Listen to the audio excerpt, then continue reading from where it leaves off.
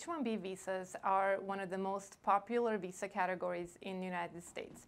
We are here with attorney Scott McVarish, who's going to tell us more about H-1B visa requirements and how to go about applying for one.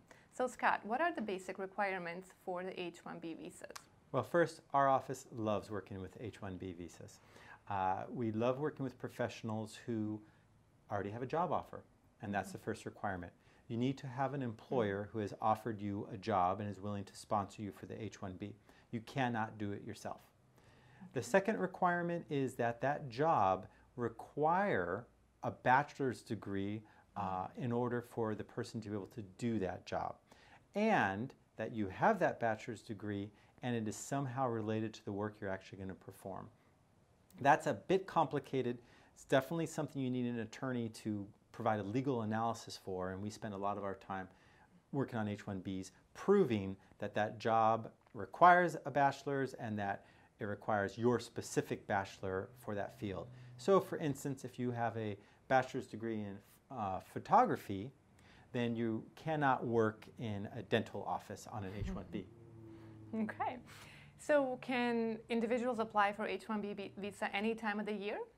Well, that's another requirement, that you apply 6 months before you start working. So typically, most people are applying on April 1st, and they can start on October 1st. The reason why they apply on April 1st is that in many years, all the H-1Bs for the year are gone within the first few days of being able to apply in April. So we try to get our clients ready by February.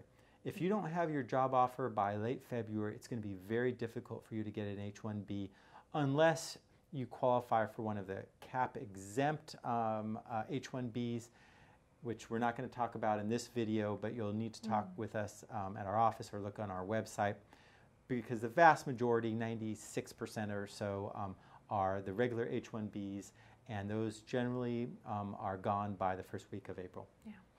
So you as an attorney work with the potential beneficiary of the H-1B visa, but do you also work with the employer? We do.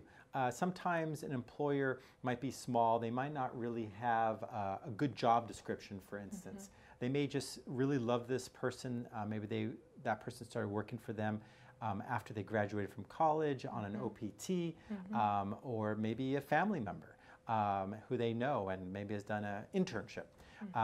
So we need to oftentimes help those businesses come up with the proper job description and even the proper name for the position. Those types of details really matter when you apply. Sometimes applicants don't have a bachelor's degree, and then we have to go back into their history and show they meet this kind of complicated formula that they've worked enough years to make up for whatever lack of college education they have. And that can be anywhere from 3 years to 12 years of work, depending on how much you've actually studied in the university. Those are all things we have to do with the employer. Okay. And who pays for the H-1B visa costs? The employer.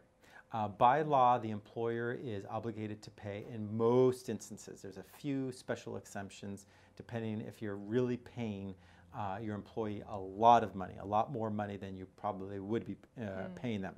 So by law, the employer needs to do it. If you are an employer and you have spoken with an immigration attorney who's willing to let the employee pay, or is somewhat advising you to kind of take the money back by doing some type of special withdrawal from their payments, I would avoid working with that attorney. That's an unethical thing to do. And just as importantly, you're likely to get caught. That person's going to make a mistake if they are not following with the basic requirements, and that mistake will incur harm to you as an employer. So I try to tell employers this, that just think of it as an investment you're making. You're probably paying a couple hundred, maybe $200–300 more a month over the course of the next 3 years for that employee. And if that employee is worth it, then it's something you should definitely consider. H-1B applicants tend to make very loyal employees, very loyal, because they are generally thankful for their employer sponsoring them, because they really do want to stay in the United States. And if you are that employee, then you just need to have that conversation with your employer, or sometimes as your attorney will have that conversation with the employer and convince them to pay. Wonderful. Thanks very much. Thank you.